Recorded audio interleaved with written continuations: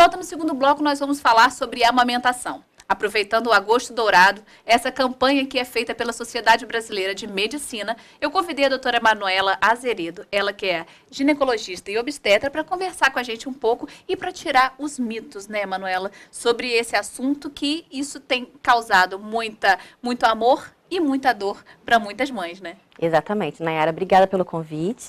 Estar com você aqui, falar para o seu público é sempre bom, sempre especial. Nesse Agosto Dourado, esse tema que eu adoro, que é tão intimamente ligado à minha profissão, né? Que eu sou ginecologista e obstetra. E, na verdade, eu vivo essa rotina diariamente. Todos os dias são mães novas, passando por todo esse aprendizado, por todo esse início, né? E eu estou sempre ali acompanhando, tentando ver todas as causas. Não, e todas as mulheres, principalmente as que são mães recentes, né? Que a gente costuma falar assim, as que são mães recentes, têm muitas dúvidas sobre a amamentação, né? Muitas têm medo de não conseguir, muitas que realmente não conseguem, né? Exatamente. E nisso se cria toda uma atmosfera, um clima que isso dá muito prazer e às vezes causa muito desprazer, tristeza, depressão em tantas outras mulheres, né, Manu? Exatamente, a gente tem que ter muito cuidado para lidar com esse tema. Eu falo geralmente isso, com a mãe, com a família. Eu geralmente já vou entrando nesse assunto durante a gestação, para que a mãe não faça tantos planos, para que seja uma coisa bem natural, para que ocorra de uma forma bem simples, porque é assim que geralmente acontece, é assim que flui muito bem. Eu percebo também, Nayara, que geralmente na primeira gestação é onde as mães têm maior dificuldade. Sim. Então, assim, eu tô realmente vivendo muito isso. Hoje eu já tive uma cesariana, amanhã eu tenho, quinta-feira eu tenho. Todas mães de primeiro filho, de primeira viagem. Então, a gente está ali sempre assistindo e vendo e tentando corrigir esses erros iniciais. A mulher se cobra muito, a mãe se cobra muito, mas eu acho que a pressão familiar também é muito... A pressão social como um todo. A pressão social. Né? É muito grande. A mulher se sente estafada, se sente... tendo que se submeter como se a amamentação fosse, eu falo que não é matemática, não é 1 mais 1 são 2. É uma coisa totalmente relativa, que depende muito do bebê, depende da pega, depende do mamilo, depende de um monte de fatores e que não é muito simples. E as mulheres, principalmente aquelas que são vacas de leite, né? Porque tem mulheres que conseguem amamentar até muito mais que 2 anos os seus filhos e elas acabam criando esse estigma, né? Que toda mulher consegue amamentar e consegue amamentar exclusivamente quase que até os 2 anos e é super fácil, super tranquilo. Só que essa não é a regra, né, Manu? Não, de jeito nenhum, essa não é a regra. E eu também vivo essa situação. Hoje mesmo eu recebi um WhatsApp de uma mãe que o bebê está com 3 anos e eu estou conseguindo parar. As mães já querem parar, só que o bebê que mama muito no peito, ele geralmente não pega bico, ele não pega chupeta, ele não pega nada. Então ele é um bebê que vai mamando no peito se deixar 2, 3 anos e a mãe já quer tirar e não consegue. Então realmente eu vivo as duas situações. Então é super importante, o que a gente pode deixar de recado para as mães que estão nos assistindo, não fiquem com medo, não se sintam culpadas, isso não é uma coisa que depende só de vocês, depende de muitos fatores que a gente tenta contornar, né? Existem hoje muitos profissionais que tentam, as auxiliares, as nutricionistas, as enfermeiras, que tentam auxiliar, mas só que não é simples. Então, assim, é muito importante que a gente deixe esse recado. A mãe não vai ser menos mãe porque não conseguiu amamentar. Na verdade, amamentar, né, é dar o seu próprio leite, porque, na verdade, amamentar e nutrir toda mãe vai, né, Nayara? Cuidar, amamentar, dar o que o filho vai comer, acalentar, fazer com que a criança seja feliz. Isso a mãe vai fazer, toda mãe. Foi até bom você falar isso dessa questão do nutrir, porque tem um texto que está sendo viralizado na internet, não é um texto novo, mas é o texto de uma blogueira falando que a mãe era especialista, foi uma das precursoras aí de toda essa campanha de aleitamento materno, onde a própria mãe chegou numa emissora de canal aberto falando que amamentar não é um ato de amor. Imagina, uma precursora dessa campanha dizer que amamentar não é um ato de amor, sendo que todas as campanhas que nós vemos fala isso, né? E você concorda com isso? Não, de jeito nenhum. Eu também acho que, na verdade, dar o que o filho, dar de comer ao filho, não deixar o filho com fome, isso sim é um ato de amor. Mas não necessariamente o leite ter que vir né, do nosso corpo. Isso aí às vezes pode acontecer de forma natural e às vezes pode não acontecer. E nem por isso vai ser menos mãe. Em relação à infecção do bebê, né, que as mães têm muito medo de doenças, diarreias, infecções respiratórias. Tudo isso também tem muito na cabeça das mães. E a gente percebe também na prática, Nayara, que isso tem muito mais a ver com a criança do que com o leite que foi oferecido. Eu mesmo tenho um filho que foi amamentado durante 5 dias. E que eu falo que até hoje eu me arrependo que se eu pudesse ter amamentado nenhum. Porque não foi uma coisa legal, tinha muito leite, mas só que não rolou. E a criança em uma semana perdeu muito mais peso do que deveria ter perdido. Né? Eu muito inexperiente, já tenho 7 anos, e naquela coisa de amamentar, de vamos amamentar, então eu oriento muito, fica de olho, vê se a criança está mamando, vê se a criança... No meu caso, ele dormia. Então, isso eu achava que ele não estava com fome.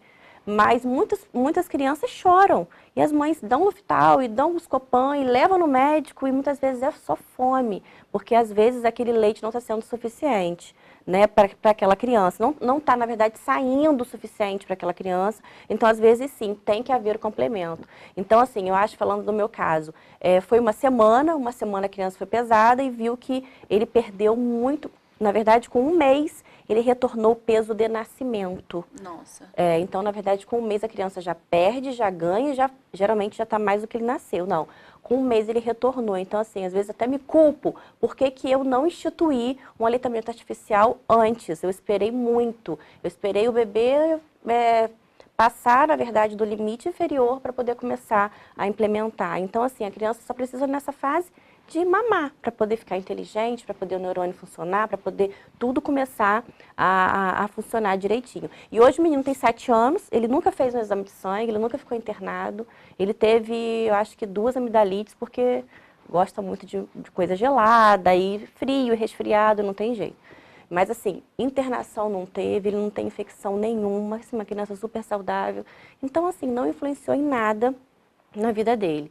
Acho que talvez pela minha falta de tempo, talvez ele reclame, só por isso. Não porque ele mamou ou não no leite, ele não, com certeza isso não fez diferença no amor dele por mim e nem no meu por ele, obviamente. Gente, e você falou agora um outro ponto muito chave, amor, né? Então, eu tenho amigas, né?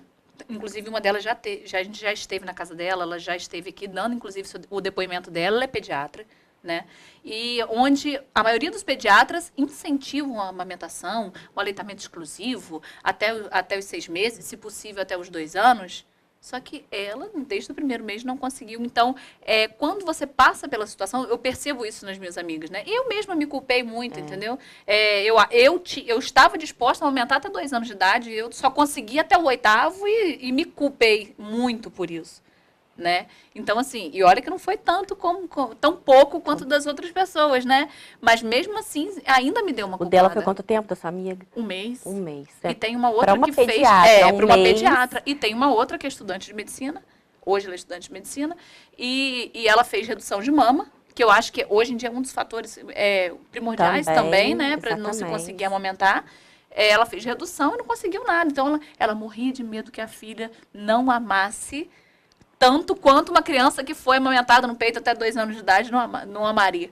Olha que loucura. Olha que loucura. Existem uns mitos assim que a gente tem que tirar da cabeça das mulheres, mulheres, né? Tem que quebrar, porque assim, a fase já é muito difícil, né, Nayara? A gente já sabe que já existe o blue puerperal, em que a mãe fica mesmo mais depressiva, mais melancólica, olha pro bebê e chora, por tudo, por ter aquele serzinho ali indefeso. Então já tem isso. Então você imagina se nesse momento, se a mulher não é amparada, se ainda tem a pressão da amamentação. Então, assim, pelo menos isso a gente tem que tirar. Né, que muitos outros desafios surgirão, mas que o da amamentação seja uma coisa leve. Se acontecer, tudo bem. Se não acontecer, o bebê não vai deixar de ser alimentado e o amor não vai deixar de prevalecer naquela família. Então, gente, aí, ó, palavra de quem sabe. Então, se você aí, ó, é mãe adotiva, não é porque você não aumentou que você não ama, você ama. Não é porque você é pai que você não aumentou que você não vai amar seu filho. Sim, exatamente, né? Claro. Imagina. Então, assim, amamentar, como você falou, é mais um ato de nutrir do que de amor, né? Isso aí, amamentar, eu acho que é dar amor em forma de alimento, né? Não importa qual seja a origem dele. Então, é você dedicar o seu tempo para aquele serzinho que está ali, que a gestação tenha sido planejada e querida, e que a família toda curta esse momento, que é muito bom, que é muito prazeroso, né? Se acontecer a amamentação, tudo bem, mas se não também, que ela seja encarada da forma mais natural possível. Com certeza não foi a primeira, nem vai ser a última. Gente, olha aí.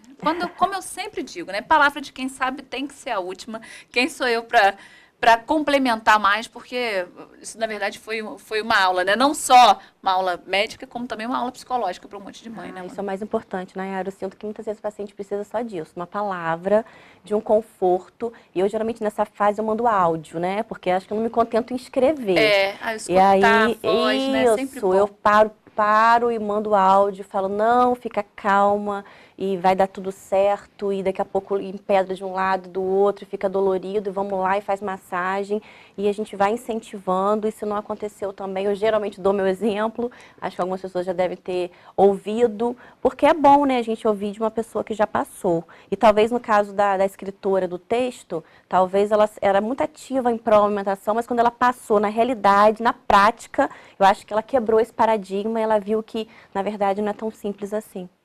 Tá vendo? Perfeito. Obrigada mais uma vez pela sua participação. Obrigada a você. É sempre bom contar com você. A gente fica sempre né? nervosa, preocupada antes de vir. Né? Aí depois eu penso assim, não, com ela eu vou ficar tranquila. A gente vai meu conversar. Deus, como se não tivesse sido apresentadora da casa. Eu tento relaxar também, falo, não, vai ser tranquilo, vai ser bom demais. Mas como volte sempre. mais vezes, viu? Tava Obrigada. com saudade da senhorita aqui. Só você aqui. chamar que eu tô aqui. Obrigadão, lindona. Gente, não sai daí que tem mais totalmente Nayara Lima pra vocês com muito mais novidade. Se você está procurando mais praticidade para o seu dia a dia, aqui na loja de fábrica da Dorel você encontra o modelinho Simple Safe da Cosco, indicada do 0 aos 25 quilos, também podendo substituir o seu bebê conforto de 0 aos 13 quilos. Após esse peso, a cadeirinha pode ser usada de frente até os 25. Com apoio, acolchoado, cintinho de 5 pontas, regulagem de altura, esse é o modelinho Simple Safe da Cosco que você só encontra aqui na loja de fábrica da Dorel.